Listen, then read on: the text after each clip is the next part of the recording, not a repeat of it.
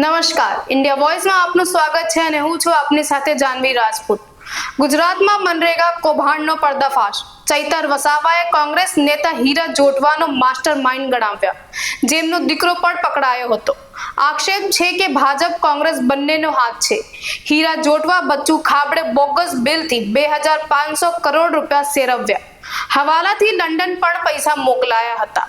ચૈતર વસાવા કડક તપાસની માંગ કરી રહ્યા છે। કાર્યવાહી ન થવા પર જન આંદોલનની ચીમકી આપી। આ મોટો આક્ષેપો પર ચૈતર વસાવાએ શું કહ્યું, આવો સાંભળીએ અમારા સંવાદદાતાના ખાસ રિપોર્ટમાં। નમસ્કાર, તમે જોઈ રહ્યા છો ઇન્ડિયા વોઇસ અને હું છું રાહુલ પાંડે। આપણી સાથે વાત કરવા માટે આમ આદમી પાર્ટીના ડેડિયાપુરાના વિધાયક ચેતરભાઈ વસાવા છે, એમની જોડે વાત કરીશું। ચેતરભાઈ, ખાસ કરીને પહેલાં તો ઇન્ડિયા વોઇસમાં આપનું સ્વાગત છે। જી નમસ્તે રાહુલભાઈ। ખાસ કરીને આજે જે પ્રેસ વાર્તા થઈ છે, પછી મનરેગાનું જે કૌભાંડ ચાલી રહ્યું છે એ સામે આવ્યું છે। મંત્રીના પુત્ર એમાં સામેલ હતા, પછી આપણી માંગણી શું છે? તમે જોયું હશે જે પ્રકારે ભારતીય જનતા પાર્ટીનું શાસન છે, કેટલાય વર્ષોથી ખૂબ મોટા કૌભાંડો થતા હતા। મનરેગામાં અમે 2018થી લઈને લડતા હતા, પણ પંચાયત મંત્રી પોતે આમાં ઇન્વોલ્વ હતા, એટલે ક્યારેય કાર્યવાહી નથી થતી। અમે સન્માન્ય ગૃહમાં 250 કરોડના પુરાવા સાથે રજૂઆત કરી કે ભાઈ દેવગઢ બારિયામાં 19 પંચાયતોમાં આ રીતના કૌભાંડના પુરાવા અમારી પાસે આવ્યા છે।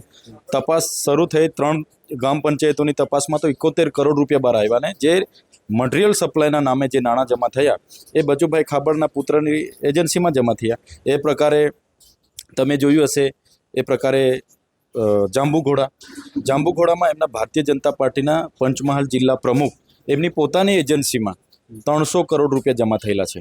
હવે જાંબુઘોડાની વસ્તી 42,000ની છે, એમાં મનરેગામાં મટીરિયલ અને લેબરનો રેશિયો હોય છે 60-40નો, એ પણ જળવાયો નથી।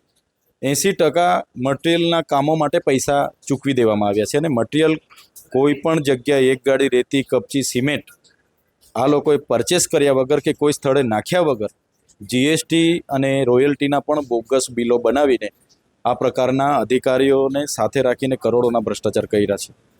તો આપે આ રજૂઆત લઈને સરકાર સમક્ષ ગયા છો? બિલકુલ, અમે તો ભરૂચમાં રજૂઆત કરી છે, નર્મદા એસપીને લેખિત રજૂઆત કરી છે, છોટાઉદેપુર રજૂઆત કરી છે, દેવગઢ બારિયા જ નહીં સમગ્ર દાહોદમાં તપાસ કરવાની અમે માંગ કરી છે। સમગ્ર પંચમહાલ આ તમામ એક તાલુકા પૂરતી જ નહીં, તમામ વિસ્તારમાં તપાસ થાય એવી અમારી માંગણી છે। મારે સરકારશ્રીને કેવું છે કે ભાઈ તમે ઝીરો ભ્રષ્ટાચારની વાત કરો છો, આ ખૂબ જ સારો સમય છે। મનરેગા એ નાનામાં નાના વ્યક્તિના દિલમાં વસેલી યોજના છે અને એમાં જે એમને રોજગારી નથી મળી ત્યારે એમનું હકનું છીનવાઈ ગયેલું છે એવો અહેસાસ એમને થાય છે। ત્યારે સરકારે પોતાની છબી સુધારવા માટે એકદમ નિષ્પક્ષ તપાસ કરાવીને જેટલા પણ ભારતીય જનતા પાર્ટી, કોંગ્રેસ કે બીજા કોઈ પણ પક્ષના નેતાઓ આમાં ઇન્વોલ્વ હોય, અધિકારીઓ ઇન્વોલ્વ હોય, બધા જ લોકો પર કાર્યવાહી કરવામાં આવે એવી અમારી માગણી છે। જે પણ પેમેન્ટ અહીંથી એમના એકાઉન્ટમાં જમા થયા છે, એજન્સીના એકાઉન્ટમાં, એના લેવડ દેવડ કાં થાય છે એનું સ્ટેટમેન્ટ લેવામાં આવે અને જે પણ લોકો આમાં જવાબદાર હોય બધા પર તપાસ કરવામાં આવે એવી અમારી માગણી છે। અને મેં તો કેમ છું કે માત્ર એસઆઈટી ભરૂચમાં બની છે, હજુ તમે દાહોદમાં પણ એસઆઈટી બનાવો, પંચમહાલ બનાવો, છોટાઉદેપુર, નર્મદા પણ એસઆઈટી બનાવીને તપાસ કરાવો અને શક્ય હોય તમે, અમારી તો માગણી છે કે નામદાર હાઈકોર્ટના નિવૃત્ત ન્યાયાધીશને આમાં અધ્યક્ષ બનાવો અને ખૂબ મોટા નાણાંની લેવડ દેવડ થઈ છે, સીબીઆઈ, ઈડી અને જીએસટી વિભાગને પણ આમાં સામેલ કરો। એમ કરીને જો તપાસ થશે તો હું માનું છું કે ખૂબ મોટો કૌભાંડ બહાર આવી શકે છે। અગર આ તમારી માંગના પૂર્ણ ના કરવામાં આવે સરકાર, તો શું લાગે છે વિધાનસભાના સત્રમાં આ મુદ્દા તમે ઉપાડશો? વિધાનસભા તો આવશે ત્યારે અમે ઉપાડવાના જ છે, આગળ પણ અમે ઉપાડેલા, પણ દિન 10 પછી તમામ જિલ્લાઓમાં મનરેગાના કૌભાંડને લઈને અમારે ઉતરવું પડશે। જો નિષ્પક્ષ તપાસ નહીં થાય તો 1 by 1 તમામ જિલ્લાઓમાં કલેક્ટર, એસપી અને નિયામકની કચેરીઓના ઘેરાવા થશે અને ખૂબ મોટું આંદોલન થશે। મનરેગા માટે એક વ્યક્તિ ઈચ્છી રહ્યું છે કે આમાં નિષ્પક્ષ જાંચ થાય અને જો નહીં થશે તો ખૂબ મોટા આંદોલન અમે એ વિસ્તારોમાં કરીશું।